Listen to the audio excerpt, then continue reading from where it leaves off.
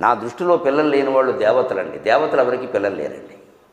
లక్ష్మీనారాయణులకి పిల్లలు లేరు, వాణి హిరణ్య గర్భులకి పిల్లలు లేరు, పార్వతీ పరమేశ్వరులకి పిల్లలు లేరు, వినాయకుడు కానీ కుమారస్వామి కానీ ఆవిడ కడుపున పుట్టినవాడు కాదు. మన్మథుడు కానీ బ్రహ్మదేవుడు కానీ లక్ష్మీనారాయణుల గర్భాన పుట్టినవాళ్ళు కాదు.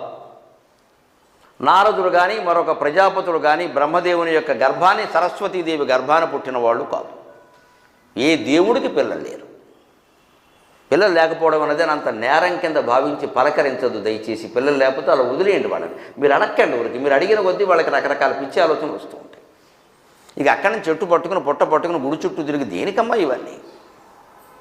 హాయిగా మీ డబ్బు మీరు ఖర్చు పెట్టుకోవచ్చు, గొడవ లేదు, మీరు ఇద్దరే ఉన్నారు. తర్వాత అంత ఇది మమకారం ఇద్దరు పెంచుకోండి, ఒక అమ్మాయిని ఒక అబ్బాయిని. హాయిగా వాళ్ళని పెంచి పెద్ద చేస్తే సరిపోలేదు. ఆ సంతృప్తి మిగల ఇతరుల కోసం చేసామన్న ఆనందం ఉంటుంది.